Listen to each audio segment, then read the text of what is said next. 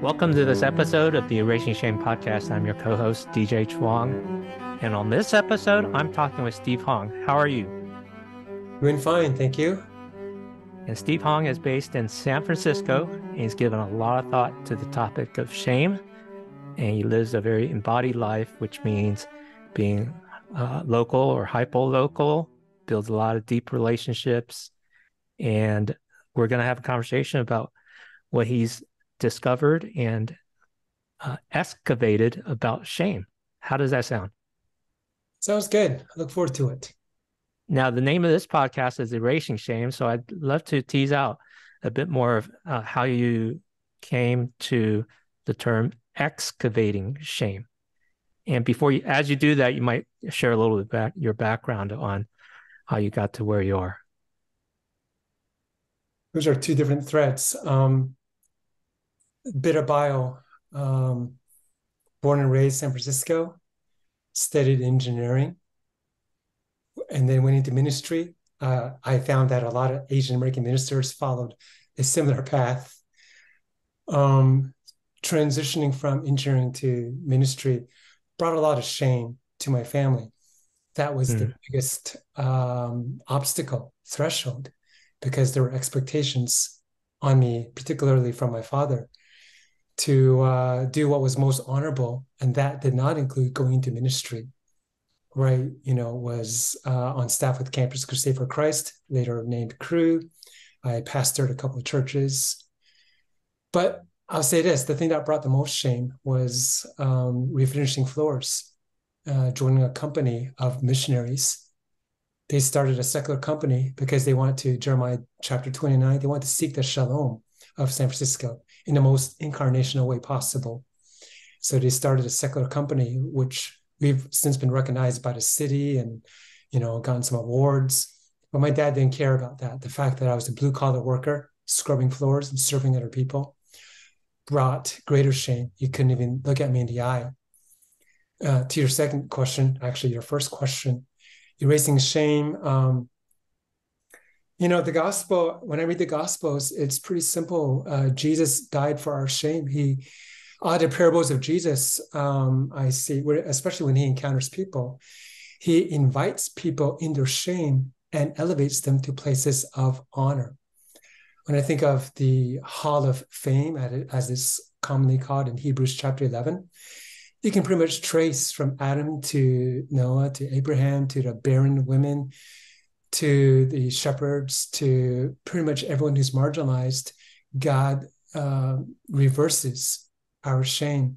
And so I appreciate your term too, erasing shame, because at the cross, that shame is erased. But the reason I have gravitated towards terms like reversing our shame, because the shame is dynamically turned around unto honor. When God saw his son be baptized and pronounced belovedness, Jesus, when he was baptized, especially on the cross highlights all the ways we've derived our honor from. And it's typically, disassociated, meaning it's short-sighted. It comes out empty. Ultimate honor comes from being invited into the family of God. And that's why our nonprofit name is called Kingdom Rice. Rice denotes all the marginalized communities and populations, the very people that I feel are centered in the Holy Scriptures, and that they have direct access. They are invited to that banqueting table of the kingdom, where the King, the Father, as in the prodigal son, the compassionate Father, invites us to his banqueting table. And so, so shame gets turned onto honor. And so is the shame erased? Yeah, I could say that. It's also reversed and it's turned around onto honor. How about the word replace? Why not just replace shame with honor?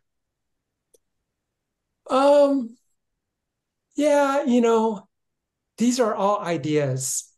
There's a trajectory where we start at a lower status and God literally lifts us up to a higher plane. So however you want to articulate that, the picture is that we're actually elevated.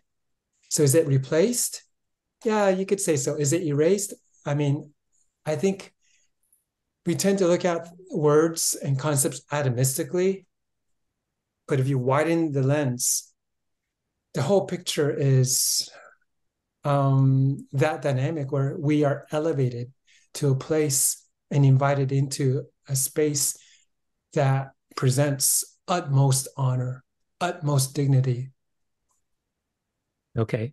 Elevated fits well with what you've described so far. You said a lot in just a few minutes, and how doing blue collar work was shameful to your family.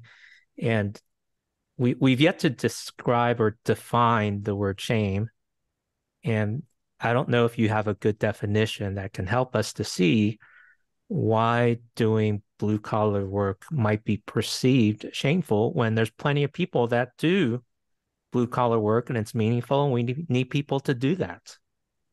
Right, right. I mean, to work backwards, yes, in God's kingdom, any work we do where God is our boss can be seen with utmost dignity. There are authors like Henry Nouwen, Brother Lawrence, who that speak to that.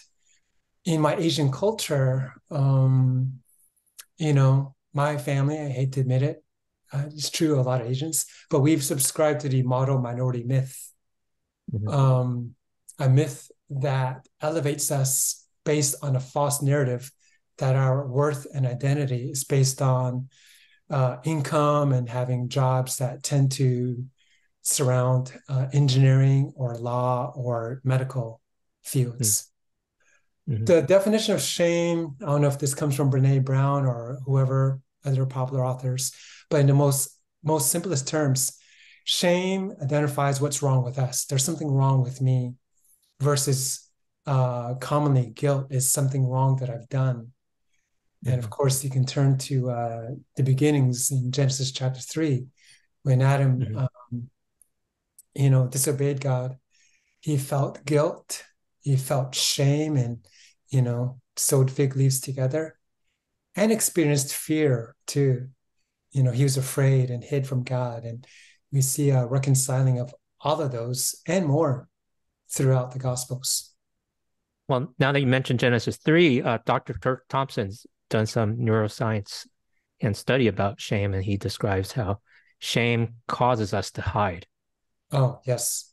Whereas guilt prompts us to move towards someone in a different way. And there's a journal article. So this is going to be more of a think piece conversation. So there's a journal article that studied in the Chinese language, there's 113 terms related to shame. So shame is not just a model minority dynamic. It is embedded, baked, seeped, and simmered into our Chinese culture, and how that Confucian culture has affected many Asian cultures as well. So I know you're doing training for Asian American leaders and those who work with Asian and Asian Americans with some of the shame dynamics. And I noticed you also use a word, excavating.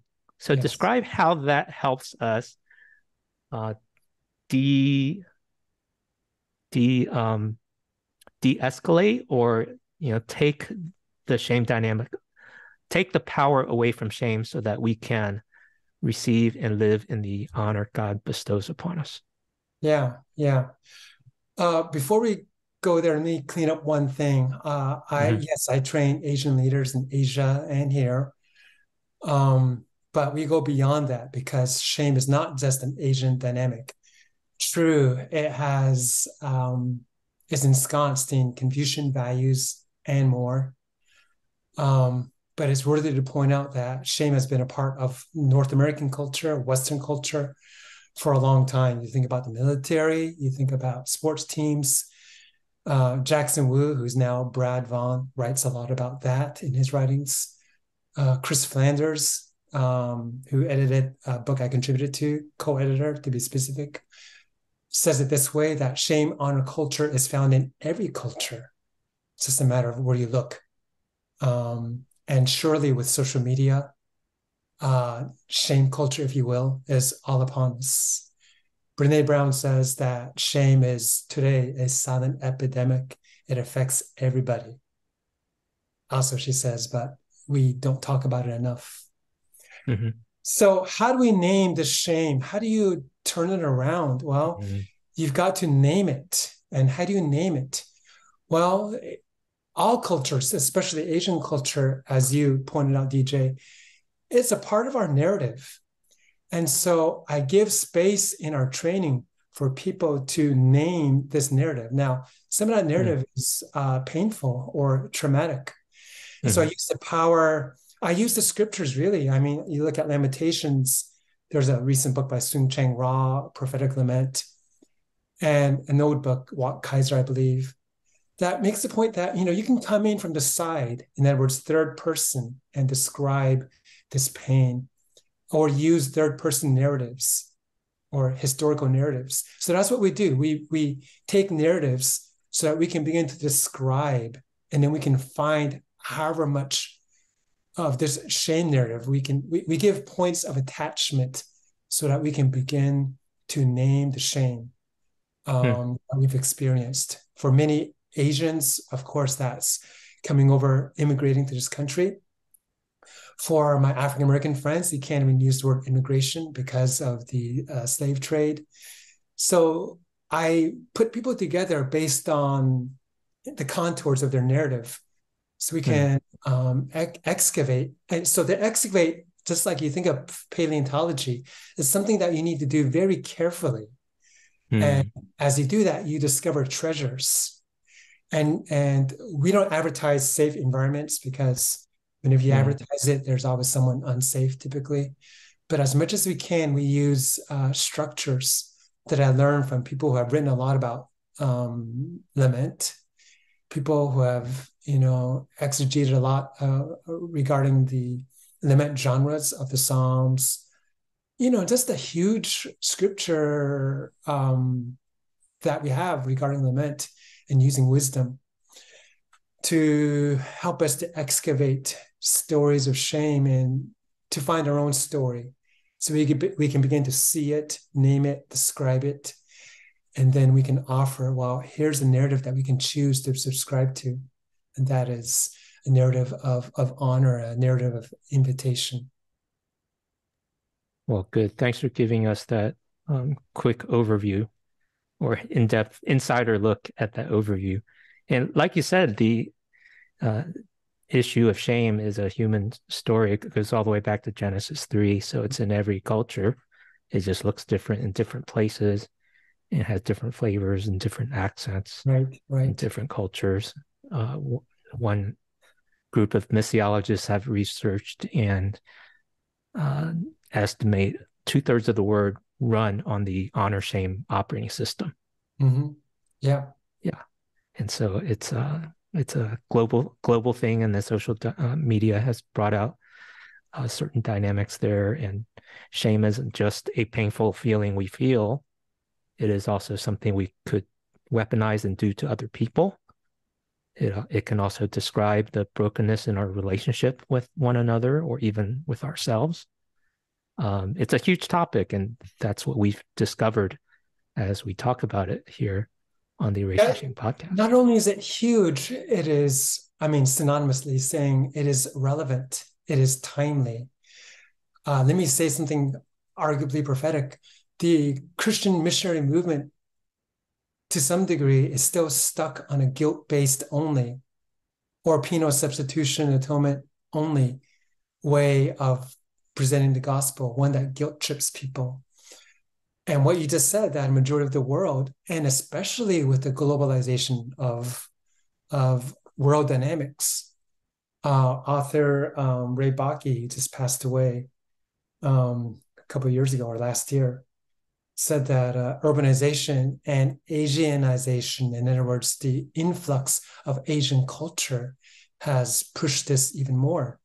You just think about how popular Korean pop music and foods, and you and I live in very Asian enclaves, and so we get this. But this is something that is not a marginalized topic in seminary, and Christian missionary circles, I fear, DJ, that what you and I are calling normative, pervasive, relevant for all is still treated marginally. And that's why I started a nonprofit, to center these things and to build into leaders. By the way, I haven't even introduced the name of our nonprofit, but I suppose you'll ask me. I just planted that one. Well, you mentioned it at the beginning and you mentioned it now, Kingdom Rice. And how long have you been running Kingdom Rice? As a nonprofit since 2017, as a nonprofit. The word rice basically means we center marginalized communities as, I believe, Jesus, God of heaven, centers these communities from Old Testament to New Testament. And that kingdom rice, kingdom as the adjective, means you don't have to be white to be accepted and to be invited into the kingdom. So it centers marginalized Black, Indigenous, people of color theologies, of which honor shame theology, theologies of reciprocation, theologies of place. In other words, place is important. Where do you come from is important. Your culture is important. You don't have to give that up and to be Western or white to be accepted into the kingdom of God. Yeah, thank you. Thank you for doing what you're doing. And we've spent most of our time so far talking about the concept of shame and why it's important. We want to equip ministry leaders, and we'll certainly add a link in the show notes to Kingdom Rice website and your email newsletter. Now, many of our listeners are young adults, and they're just normal people, and they might get lost in some of the academic framework. So what word of encouragement would you have with someone who is experiencing shame, which is pretty much everybody, but you know. Well, one, just a simple truth that just to receive, I mean, if there's one thing that I would want to take home, is that God is inviting you to a place of belonging. That so much of Christian preaching, which advocates for, good measure to change our behavior, essentially, I mean, at worst, is to change our behavior, but you can't change the feelings of shame and this framework of having good behavior until we're in an environment where you actually are attached and loved and belong, regardless of how little or how deep you feel your shame is, or your guilt is, or your fear, or your purity, how clean you feel, regardless of how dirty or clean you feel your background is.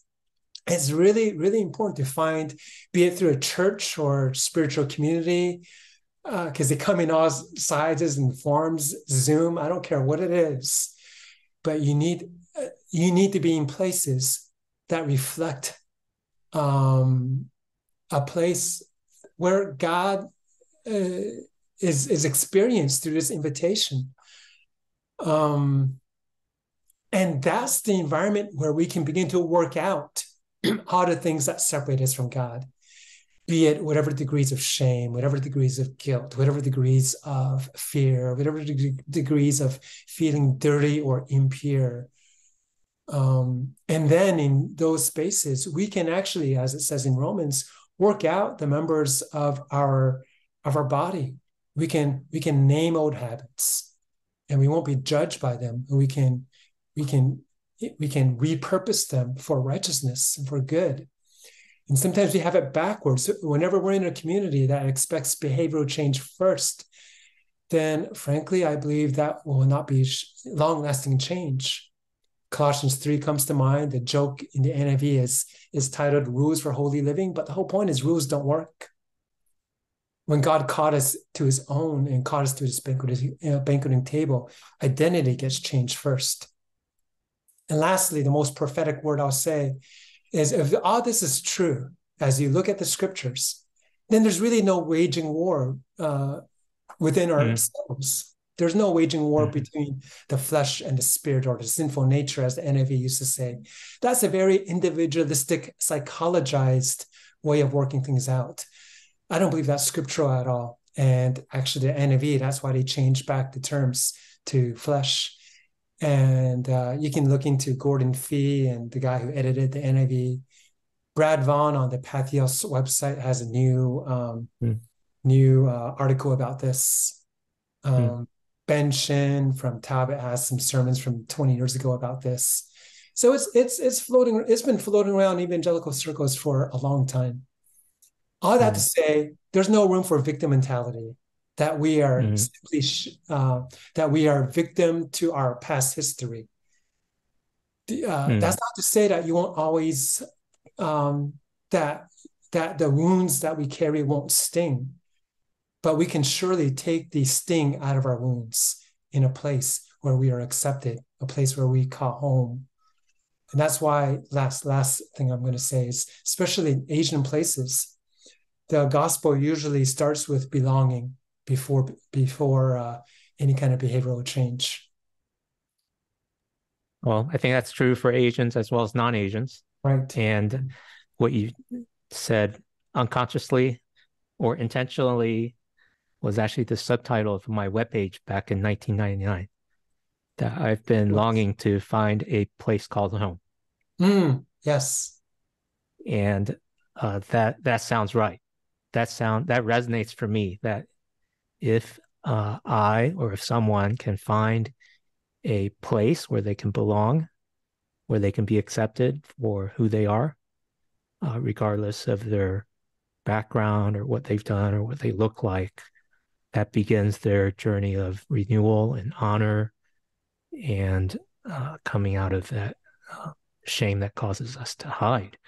But you and I have lived life long enough to know that a place like that is very hard to find. Yes. Now, you live in San Francisco, so I'll add a link to Kingdom Rice in the show notes, so someone could reach out to you and say, could we meet up for coffee or tea, and begin experiencing some of that acceptance, because it's not something you can just read from a book. You really need to experience that in relationship with a person or a group of people. Right. So what else can people do that don't live in San Francisco? Well, let me frame it this way. If you go to our website, kingdomrise.org, the first two, I'll just read it because I got it right in front of me. First thing it'll say is empathy for all neighbors through BIPOC stories.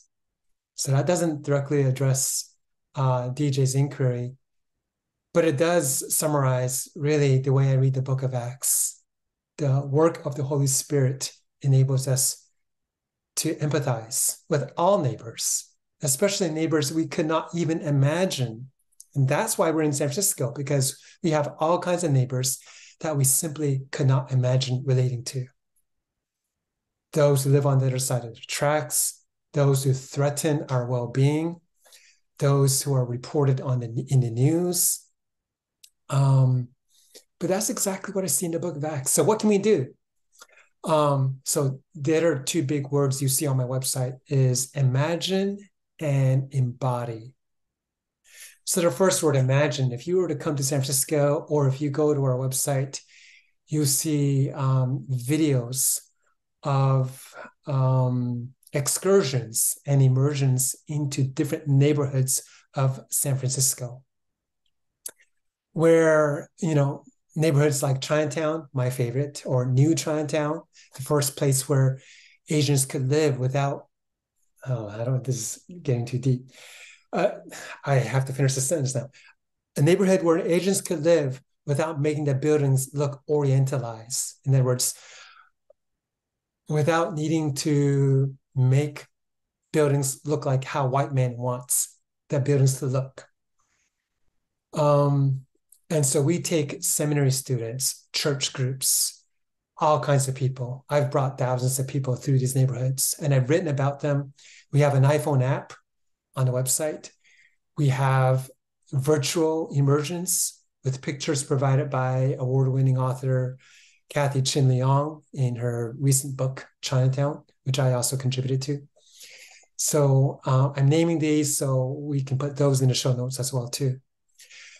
So imagine wherever you grew up, and begin to imagine how could God bring beauty in that place, and also name the negative effects too.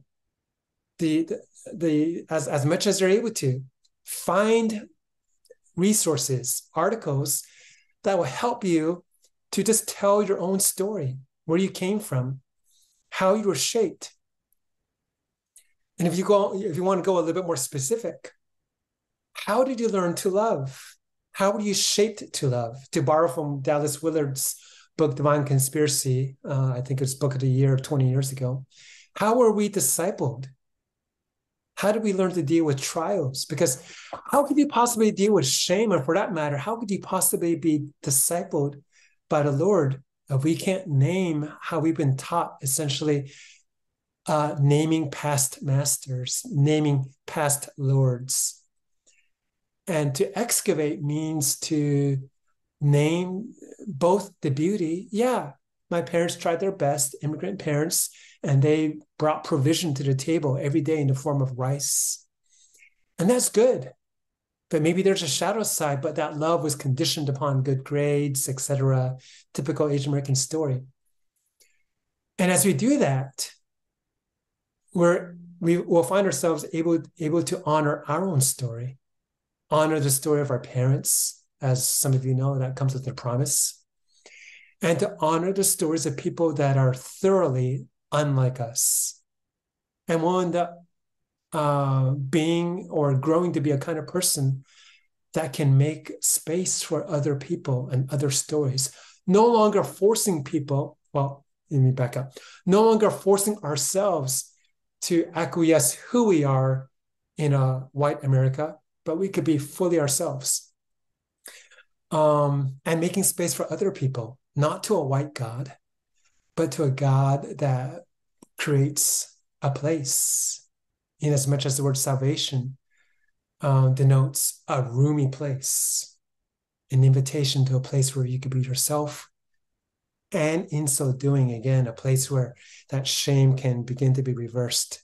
And all the habits, all the bodily habits that we've used to escape reality, escape ourselves, can begin to loosen up.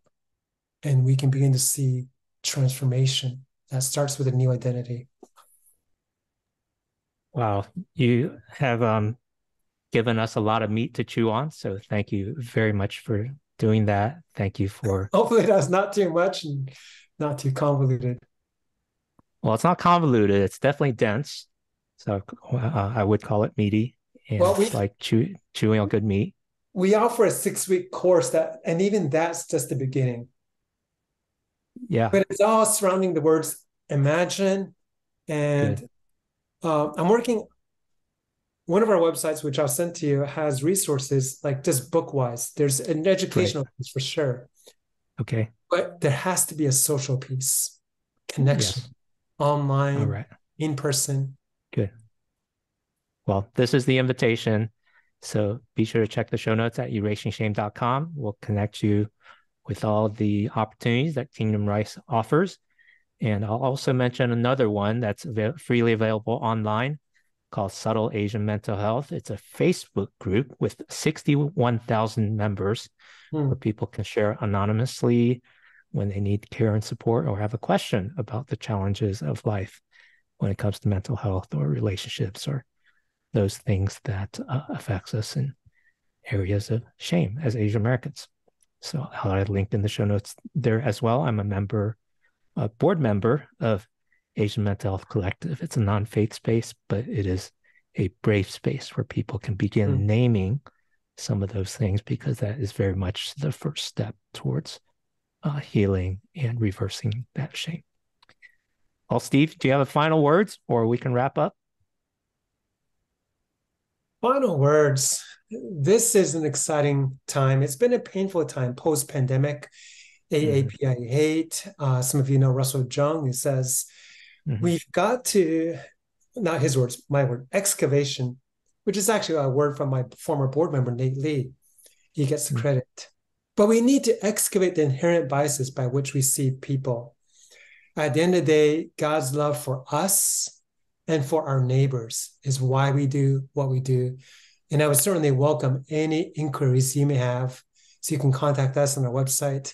And I'd love, and I'd be honored to sojourn with you. So thanks for having me. Thank you. Thank you, Steve. Thank you for continuing the conversations at Erasing Shame about Kingdom Rice, about excavating shame, and how God truly invites us to a home of belonging and reversing our shame with his honor. Thank you so much, Steve. Great talking with you. Thank you, DJ. Appreciate it. Appreciate your work too.